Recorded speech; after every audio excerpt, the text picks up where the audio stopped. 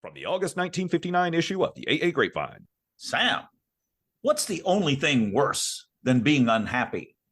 The only thing worse than being unhappy is being happy and not knowing it. I heard it through the grapevine. Welcome. It's the AA Grapevine half-hour variety hour featuring the collected voices of Alcoholics Anonymous. I'm Don, an alcoholic in Greensboro, North Carolina. A zany, crazy alcoholic. Hey, everybody, I'm Sam, an alcoholic in Palm Springs, California. Sam, guess what? It's a new month. And what do you think came in the mail but a white, invulnerable, sealed plastic envelope with the melodic message printed in the upper right-hand corner? Periodical postage paid at Plattsburgh. That's a lot of P's. I love alliteration. You got the magazine. That's right. I've got it on the app on my phone, the brand new Grapevine app. But either way, the new Grapevine is here.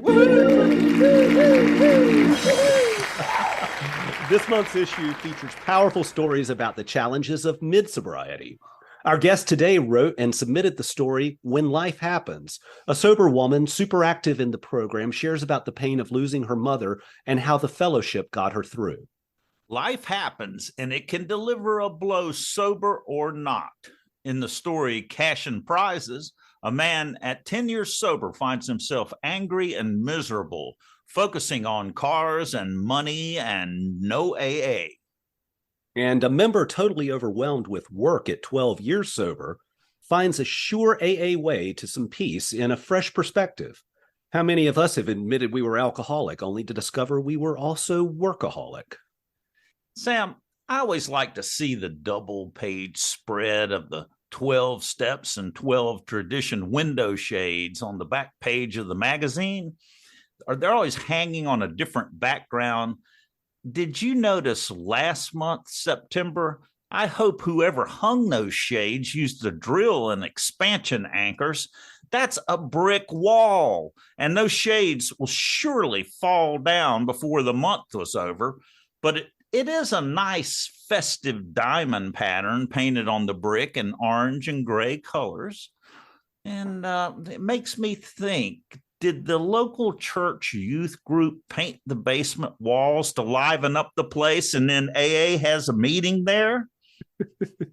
Don, you poor thing. I don't know. This month, it looks like the same youth group got even more creative on an outside wall, and whoever it was hung the shades, but they hung the shades at floor level. I mean, the bottom of the shade is touching the floor. Don, keep coming back. Don, it's just different stock background photos pasted behind the shades each month. You're spending way too much time, like you do, thinking about this. Well, maybe so, but I love those quaint window shades in meetings.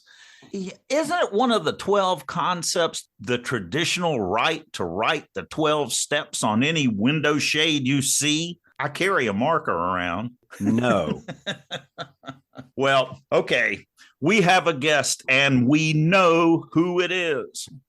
Don, as mentioned, today's guest is Annie C. from Parrish, Florida, the author of When Life Happens. Her story is on page 16 of the October 2023 issue, or search for When Life Happens in the app. Hey, Don, what are you playing with on your phone? We're supposed to be recording a podcast here. Oh, sorry, Sam. Look, I was just checking my spiritual fitness in the new Grapevine app. Oh, the daily spiritual maintenance checklist? Well, are you fit? Yep, says so here. And look, there's a daily quote and a sobriety calculator. And you can read the latest issue and all of the past issues all the way back to 1944. And you can have the app read the magazine to you out loud as a playlist. It's the monthly magazine in print and audio. Right in your pocket. The Grapevine and Lavinia apps are now available for both iOS and Android phones. To get yours, go to the App Store on your phone.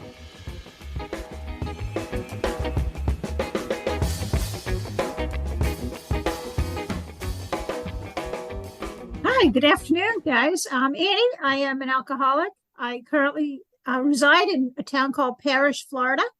And my sobriety date is January 11th, 1991. And I am excited to be here with you guys today. Annie, thank you so much for jumping into this craziness that is Don and a little bit Sam today. Annie, have you ever decorated window shades? Not the kind in Alcoholics Anonymous. Yeah. No. Do you carry a magic marker around with you to write on window shades? Actually, I do have a highlighter and pen in my purse at all times. Yep. I wonder what that's for. The big book. The big book, the 12 and 12, and even the Grapevine Magazine. All right. So, Annie, what was going on with you? And would you say 1991? 1991 is when I got sober. What was going on with you that enabled you to go to an AA meeting? The judge. Oh. One of those, eh? Yeah, after 3 DUIs, I finally went to a meeting because I was looking at 5 years mandatory prison time. And I figured if I went to AA, I would stay out of prison. But I really wasn't ready to start to sober up.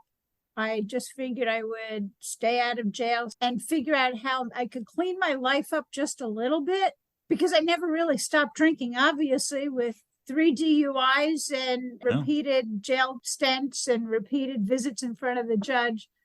Something happened that last jail stint. I remember standing in the room with a bunch of women, and I thought I was at an AA meeting. I was at some sort of a church meeting, but they were saying a prayer after the meeting. And I just started bawling my eyes out.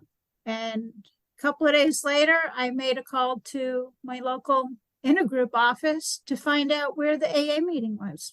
And I went 2 days later. Do you think that's the moment that you surrendered? I think it was. I think I knew at that point when I was in that jail cell, and something just came over me. And I look back at it now, and it was God nudging me that, look, I am here taking care of you. All I know is that I went. I don't completely recall what they said, what I did. I remember picking up a white chip, not sure exactly what the white chip was all about.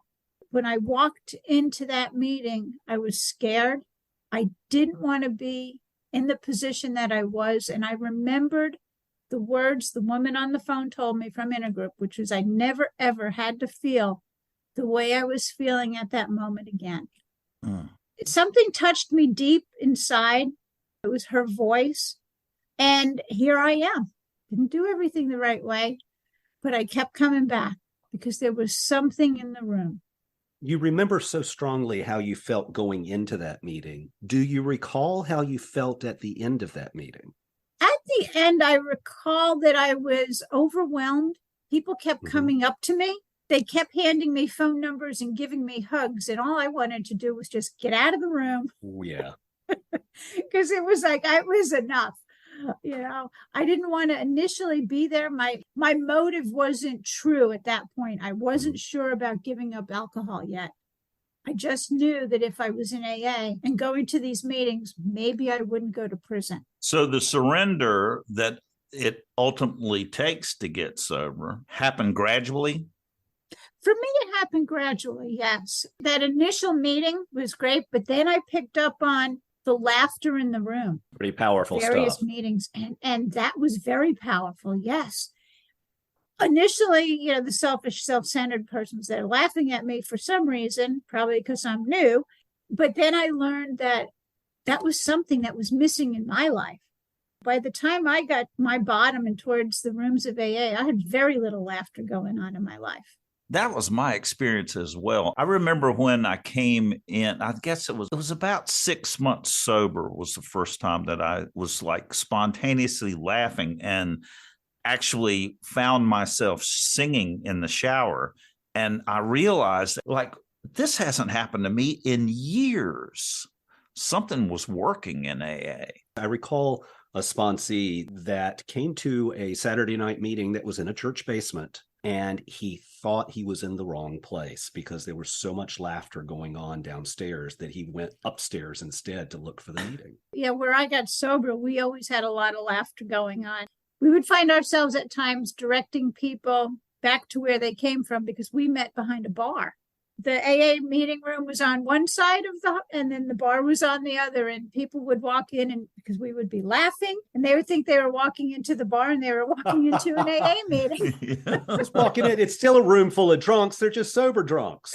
Still my We're just people. not drinking alcohol. Yeah. Well, it's attractive, and it's different than what I thought AA was, because I also thought people would be there trembling, hanging on to each other. Don't drink, don't drink. It's not that way at all. It's like people are laughing and enjoying life. And, I had a hard time because my perception of what an alcoholic was not what I looked like. I had the job, I had the house, I had the vehicle. My perception was that homeless person with a buggy filled with cans and living on the street. What makes an alcoholic? For me, it was I consumed my quota of life's alcohol too quickly. And my thinking was very warped, which I learned going through the steps. But you went through the steps and you got the result of working the steps. And this was some time ago. In the article that's published in this month's Grapevine, you write about a difficult time you went through and started pulling away from the program, right? Yeah. For me, when I first got sober, I had a couple of challenges which tested me in sobriety. For me, I experienced the loss of one of my parents at 1 year of sobriety. And luckily, though, my first 2 years in Alcoholics Anonymous, I had no choice. I was ordered to Alcoholics Anonymous. Did you resent that? Oh, yeah. The Department of Corrections was definitely on my fourth step when I first got to Alcoholics Anonymous. But afterwards, looking back, it was the best thing because I needed the discipline. I see.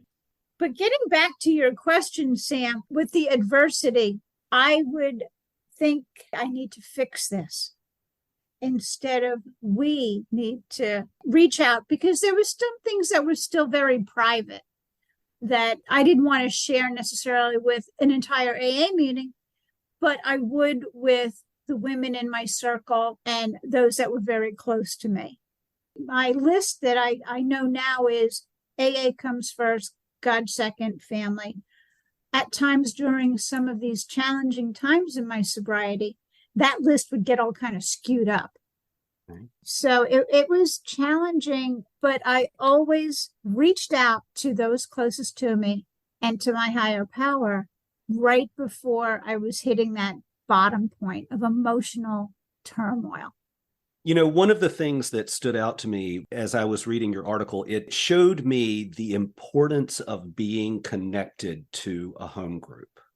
This circle of women in that group who knew you. And even though you said you were okay, they knew you weren't.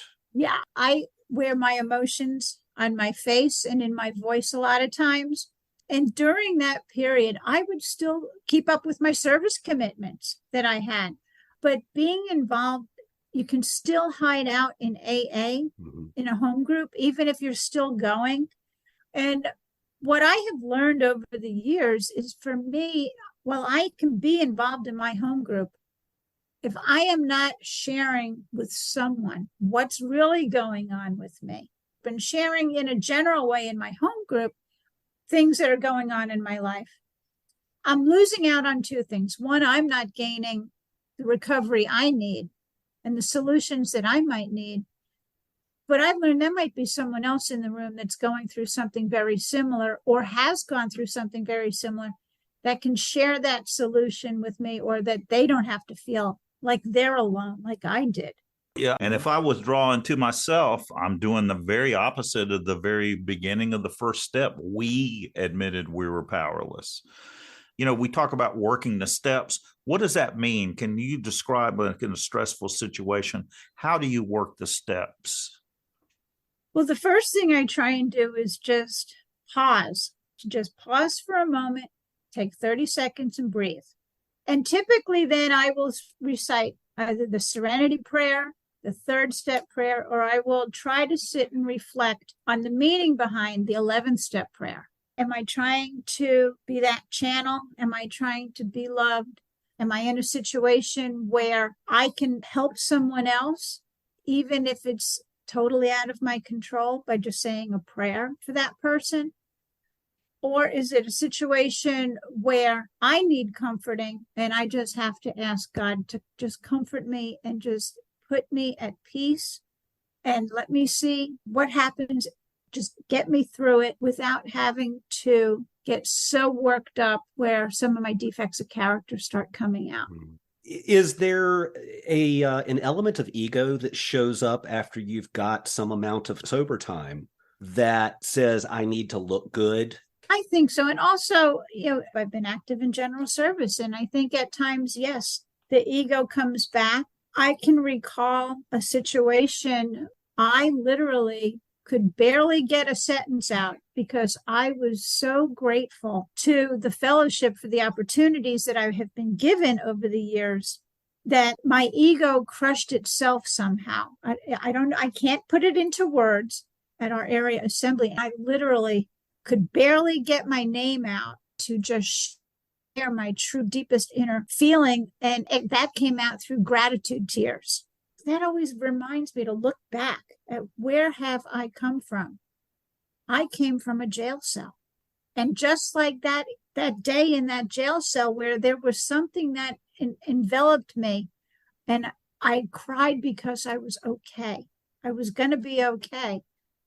And I think that's what occurred some of the journeys I've had, throughout these years of sobriety. God has a way of knocking on my door and saying, okay, I'm going to bring you back to right size. Annie, what does a week look like in your recovery today? Okay, well, let's see. Home group meets on Tuesday, Thursdays, and Fridays. Okay, I'm going to stop you right there. What's a home group? Well, for me, my home group is a meeting that I am at and I participate in by either making coffee, making cookies or cakes, bringing all that, chairing meetings, attending our monthly business meeting, trying to share with others what's going on outside of the room that we meet in Alcoholics Anonymous. I do a lot of sharing about AA Grapevine. They're like, well, you can be the Grapevine rep. I'm like, no, I've done that. Time for someone else to learn. So you go to your home group 3 times a week. And then I have some committees that I serve on. Sometimes once a month, we have a meeting virtually like we are now. And I am also fortunate to serve on the AA Grapevine Editorial Advisory Board. What is that? Ooh. That is about 6 or 8 of us. We're from around different regions, US and Canada. And we try and focus on what the local community likes, wants to see maybe some changes in. So we use our AA Grapevine Magazine. What stories are being published? Are they acceptable to all of that? Do they like those? Do they want to see a different format? Are they aware of all of the books that AA Grapevine has? So we're the ears and the eyes at the local level. And we pass that information back on to the senior editor at our meeting. Is there anything that has shown up in your doing this work that was a surprise to you? Yes, actually, I am amazed at how many AA members are unaware of all of the things that Grapevine has, of the different books and the different topics. They had no idea of the podcast. That's been a big hit where I live. But then now, obviously, the app and the Carry the Message project is very big.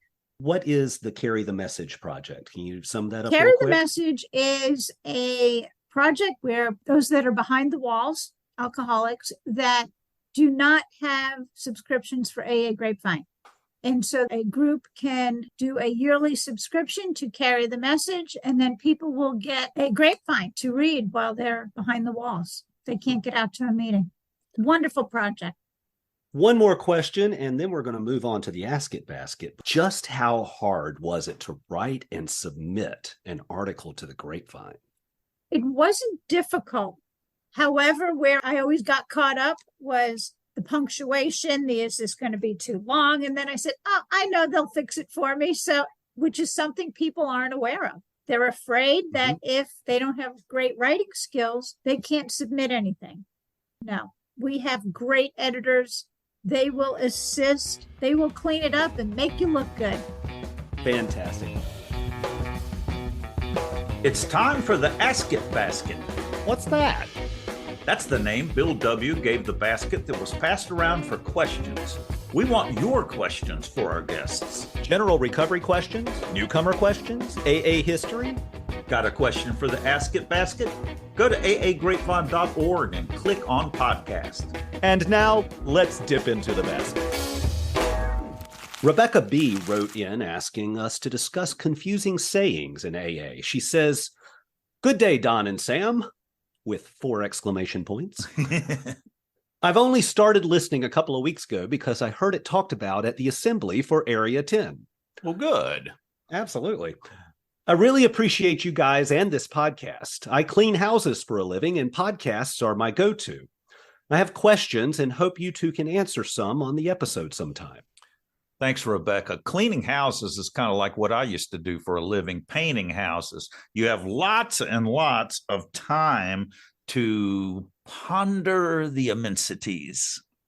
Ooh, you need to make a bumper for a new regular segment. Pondering the Immensities with Don and Sam. With spiritual gas giant Don and little Sam. And little wee little Sam, he'll put in his 2 cents as well. Rebecca brought us some good ones to the Ask It Basket, but we're going to ponder just the first one that she offered today. Rebecca writes, quote, "God is everything or he is nothing," end quote. And then she continues, "Sounds like black and white thinking to me. My doctors and sponsors always tell me not to think in black and white terms. And if God is everything, then he is the nice old man and the bully kid down the street. He is war, genocide, and abusive parents, as well as bumblebees and puppy dogs and kittens. I know the first part not to be true now, but at 5 years sober, still trying to figure out this one. I did learn God loved me as much on my worst day and worst actions as he does on my best days filled with service. So I try to focus on that when I start thinking too hard on it. Thanks, Rebecca." Ooh, Rebecca. That's a deep one there. I struggled with that as well. Of course, I struggled with the whole idea of God when I first came in, and the God of my understanding, which I was like the God of my misunderstanding. I thought I had to describe God, and to be able to work the steps, I had to have a complete concept understanding of God and how it all works, the whole universe, how it works. And no, I think what the point of that, because I fought this line in the big book, God is everything or he is nothing. I don't like black and white thinking. The world is not black and white. But I don't think that's really what the point of that is. I think the point of it, God is everything or he is nothing, is, am I going to surrender or am I not? Am I going to surrender my will or am I not going to surrender my will? Don, quit fighting. Give it up. If I go to that, I'm perfectly okay with the sentence. Annie, what do you think? That was a heavy duty question. Isn't it? But you know what, Rebecca, that was a great question though, because I struggled with the God concept when I first came in. And I was so fortunate that my sponsor had me create a new image in my mind and in my heart where it was a concept that I could be okay with. She said, if you look at the 3rd step, how it's actually written. Step 3 made a decision to turn our will and our lives over to the care of God as we understood him. You have a loving God that is caring for you. And she goes, not just one day a week, but every single day of the week. And she reminded me to look back at all of the jackpots I got into prior to coming into Alcoholics Anonymous. Did I get myself out of those? Or was there just some, I don't know if I would want to say a coincidence, but just some little miracle that happened? You didn't drive into that bridge, or you didn't get into a car accident that night, or whatever it was, but it was that you had a higher power or the God of your understanding taking care of you from day one. So for me, it's all about that third step. Have I gotten to that place where I am allowing a loving God to take care of me today? Or am I still fighting? I had a God taking care of me. I just had to bring my mind and my heart back into that perception of it's a loving God taking care of me. So, as an atheist, my experience of spirituality and of power greater than myself, of God in recovery, has been a path. It's been an ever-changing and explored thing. The thing that popped to my mind, I instantly turned to page 68 of the Big Book. Here's an interpretation of a concept presented in the Big Book on pages 68 and 69. It talks about sex, but I think it easily applies to talking about God. So this is a little bit of a rewording, but it says, now about God. Many of us needed an overhauling there, but above all, we tried to be sensible on this question. It's so easy to get way off the track. Here we find human opinions running to extremes, absurd extremes perhaps. It goes on to say, we want to stay out of this controversy. We do not want to be the arbiter of anyone's concept of God. When I first came into recovery, I tried to figure out God. I tried to define God. I tried to do whatever it was that could make my mind wrap around this thing. And then ultimately I decided that I'm just going to let go of that, because the things that I'm doing have worked absolutely amazingly in my life, living this program. I don't need to know what that thing is or isn't. I'm just going to keep on doing what I'm doing. I have my thoughts, and my thoughts have changed over the years. And I'm happy to discuss those in one-on-one conversations with people. But it's not something that I present in a way that could be construed as me trying to convince someone else that this is what it should be. Yep. Good stuff. It's such a big topic of what is God. Each person has to come to their own conclusion with that. But in AA, there is a surrender that we do, and you got to figure out what you're going to surrender to. And we have that fantastic phrase that is repeated twice, as we understand him, Right. as we understand God. And that is a huge addition that opens this program up to all of us. It's a very inclusive statement. Yeah. Rebecca, thank you so much for that question. And wow, that's going to get some people talking about it outside of listening to the podcast too, I'm sure. Yeah, we'd like to hear from listeners. Absolutely. And Annie, thank you so much for joining us today. It's been a real joy getting to know you a bit. Well, thank you both very much. It's been great getting to know you two as well. And the best of luck on your journeys. Thanks, Annie. Hi, folks. What stories do you tell about the Big Book? Was there some time in early sobriety a passage suddenly lit up for you? Did you struggle with a passage? Perhaps you have a fond memory of reading with your sponsor or group. Tell us your favorite Big Book memories. Stories are due October 15th, 2023. Visit aagrapevine.org to submit.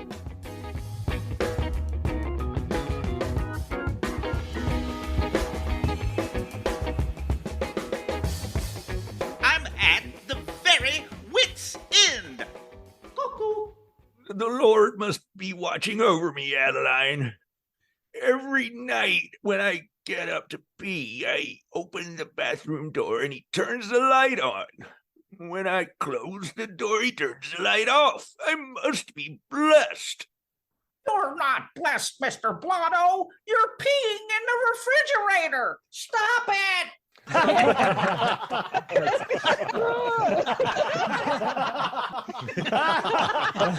It's really not that funny.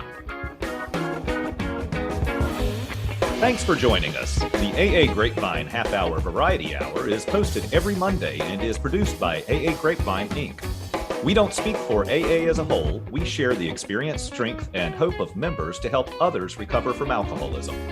Podcast info, including how to call in, is at aagrapevine.org/podcast. Find AA Grapevine on Instagram and the AA Grapevine channel on YouTube. All things Grapevine are available at aagrapevine.org. If you want to know more about AA, Google Alcoholics Anonymous and your city or visit aa.org.